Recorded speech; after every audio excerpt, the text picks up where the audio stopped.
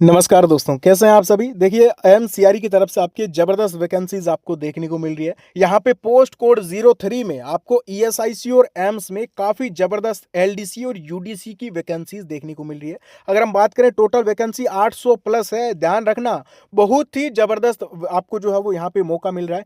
चूक मत जाना किसी की भी, कोई भी कुछ भी चीज़ सुन के। ध्यान रखना, आपको यहाँ पे यूडीसी की 762 पोस्ट ईएसआईसी में देखने को मिल रही है, जहाँ पे आपको स्किल टेस्ट भी आपका कंडक्ट इसमें जो है वो नहीं होता।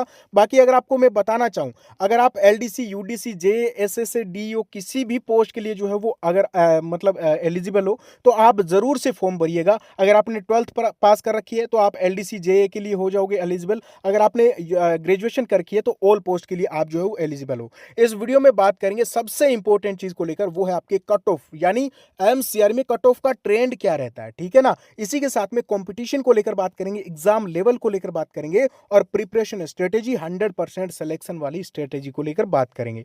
देखिए दोस्तों, आप अगर नए हो चैनल को सब्सक्राइब कर लेना। और सबसे पहले आपको बताना चाहूं, हमने विद्यापीठ जॉब प्रेप एप्लीकेशन पे कंप्लीटली एमसीआरई पोस्ट कोड 03 के लिए प्रीवियस ईयर बेस्ड, यानी एमसीआरई 1 जब आया था तब से हम आपके साथ में जुड़े हैं और काफी सेलेक्टेड भी हमारे साथ हैं। और आपको बताना चाहूंगा, हूबहू एग्जाम ओरिएंटेड 10,000 क्वेश्चन की एक तो टेस्ट सीरीज मिल रही है, दूसरा आपको 10,000 क्वेश्चन की बुकलेट देखने को मिल रही है। यानी दोनों ही चीजों में आपको जो है वो 20,000 प्लस क्वेश्चन हो जाएंगे। और इतना कर लेते हो तो आपको और कुछ करने की जरूरत ही नहीं है, ठीक है ना। आप अपने पास में स्टैंडर्ड बुक रखिए। और यहाँ पे अगर हम एक बार बात करें तो आपके topic wise full mock test और कंप्लीट एग्जाम पेपर आपको देखने को मिल जाएंगे। तो अभी ये टेस्ट सीरीज ज्वाइन कर लीजिए। कोई डाउट हो कमेंट कर देना। और नाम मात्र प्राइस हमने रखी है, आपके नाम मात्र प्राइस है, यानी हर कैंडिडेट जो है वो अफोर्ड कर सकता है। और डायरेक्टली आपका पेपर छपने वाला है, क्योंकि एक एक टॉपिक से हमने जो है वो जितने क्वेश्चन बन सकते हैं वो सारे उठाए हैं। अगर हम बात करें एक बार एग्जाम पैटर्न को लेकर, थोड़ा सा समझ लीजिए। यहाँ पे आपके 100 क्वेश्चन आएंगे दोस्तों, 400 मार्क्स की।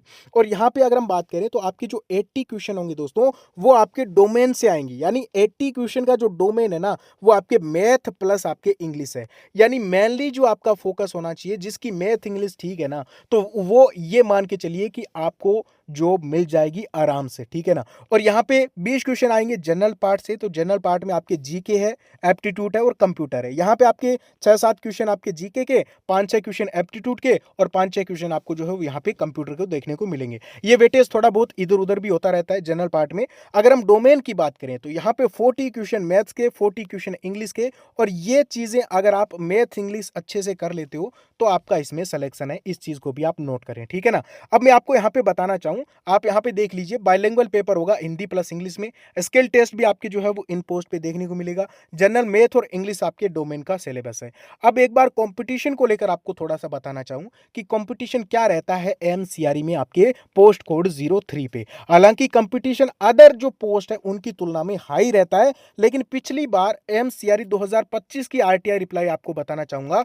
तो यहाँ पे आप देखोगे, इस आरटीआई रिप्लाई में जो है वो देखने को मिला हमें जो डेटा, वो आप देखोगे कि पोस्ट कोड 03 पे आपके 25,900 फॉर्म फिलअप हुए हैं। और ये सीआरई 2 की बात कर रहा हूं, ठीक है ना। और यहाँ पे पोस्ट कोड 16 की बात करें तो आपके 11,042 फॉर्म जो है वो आपको देखने को मिले। यानी कुल मिला के अगर हम बात करें तो ये उस टाइम का आरटीआई रिप्लाई है जब हाई कंपटीशन था। लेकिन इस बार आप देखोगे वैकेंसीज बहुत ज्यादा है, ठीक है ना। और कंपटीशन फॉर्म वाइज देखें तो भी आपके ज्यादा नहीं रहेगा। एमसीआरई 4 में तो फॉर्म ही आपके 35,000 आए थे, सारी ऑल पोस्ट पे 35 से 40,000।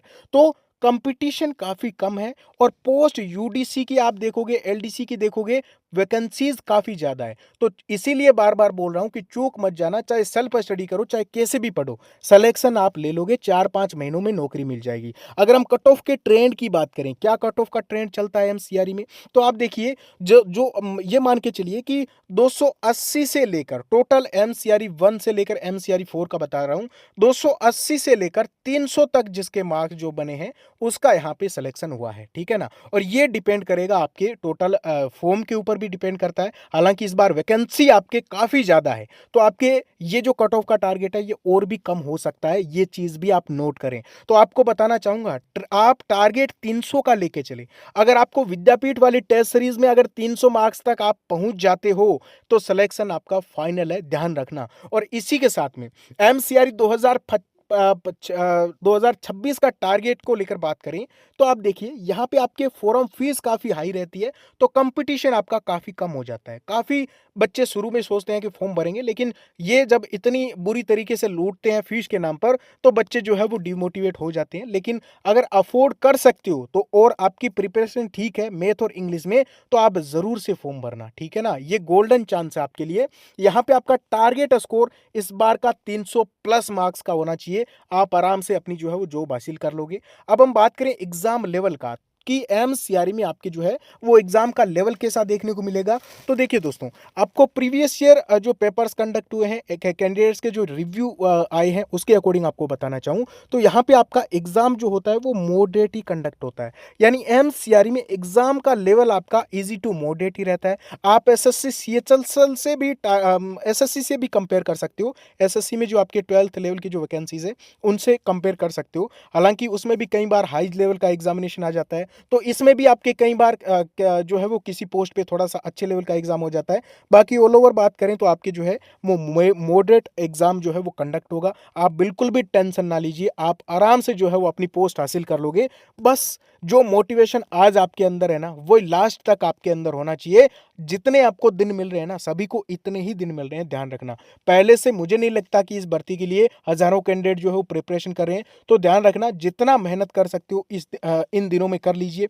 और स्मार्ट स्टडी करनी है इस टाइम में, वीडियो लेक्चर या फिर इधर उधर की कोई भी चीज़ नहीं देखनी है। बस आप बुक्स रखिए और जो टेस्ट सीरीज है ये लगा लीजिए, प्रैक्टिस कर लीजिए, इसके बाहर कुछ नहीं करना, ठीक है ना। बाकी कोई डाउट हो कमेंट कर दें। ओके, थैंक यू, नमस्कार।